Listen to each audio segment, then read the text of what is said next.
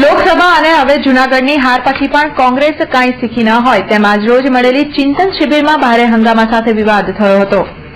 આજરોજ પ્રદેશ કોંગ્રેસ પ્રમુખ અર્જુન મોઢવાડિયાની આગેવાની હેઠળ વડોદરા પ્રેમાનંદ હોલ ખાતે કોંગ્રેસની ચિંતન શિબિર યોજાઈ હતી, જેમાં શહેર કોંગ્રેસ પ્રમુખ નરેન્દ્ર રાવત, વિપક્ષ નેતા ચંદ્રકાંત ભટ્ટુ સહિત તમામ કોંગ્રેસી નેતાઓ ચિંતન શિબિરમાં જોડાયા હતા।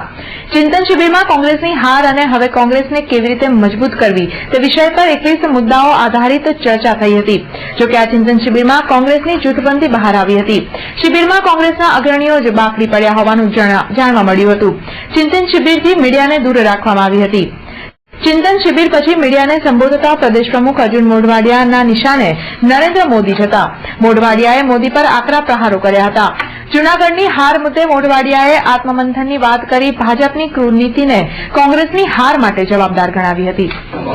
અમે જે 21 મુદ્દાઓ કોંગ્રેસની જે આંતરિક નબળાઈઓ છે એ દૂર કરીને મજબૂત કરવા માટેના જે 21 મુદ્દાઓની એક ચિંતન શિબિર રાખી હતી। એ ચિંતન શિબિરના સંદર્ભે દરેક જિલ્લાની કારોબારીમાં આ જ મુદ્દાઓ અંગે વિસ્તૃત ચર્ચા કરવાનું નક્કી કર્યું હતું। એ સંદર્ભે આજે વડોદરાની અંદર પણ અમે વિસ્તૃત ચર્ચા કરી। કોર્પોરેશનનું પરિણામ છે એ અમને અપેક્ષા મુજબનું મળ્યું। ભારતીય જનતા પાર્ટીને પોતાના કાર્યકર્તાઓ પર વિશ્વાસ નહોતો, એટલે જે લોકોએ કોર્પોરેશન ચલાવેલો એ જ આગેવાનોને ભાજપમાં લઈ જઈને એમને જ પક્ષપલટુઓની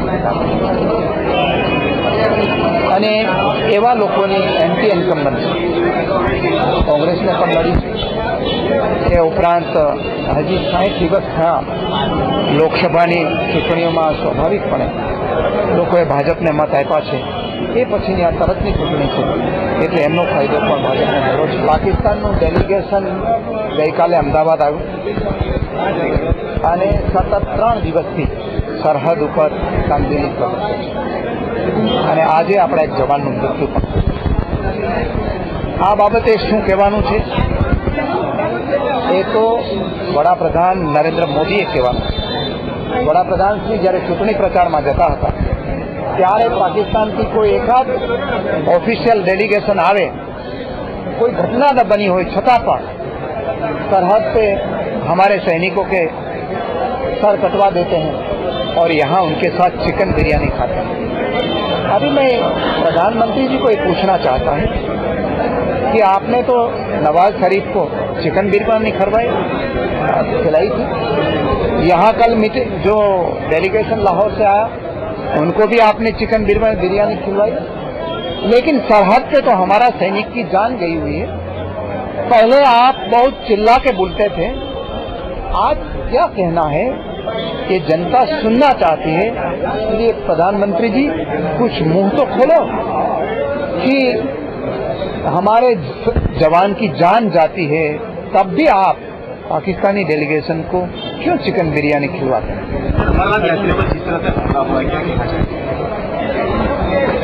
ये बहुत ही दुर्भाग्यपूर्ण है। अमरनाथ यात्रियों पर और खास करके जो वह पंडाल लगा के बैठे हैं उन पर हमला हुआ और मैं मानता हूं कि उनके बारे में भी प्रधानमंत्री जी मुंह खोल के बात करें, क्योंकि सुरक्षा देने की जिम्मेदारी वहां सेंट्रल रिजर्व पुलिस को दी गई है, पुलिस फोर्स को दी गई है, वहां की मिलिट्री के पास है।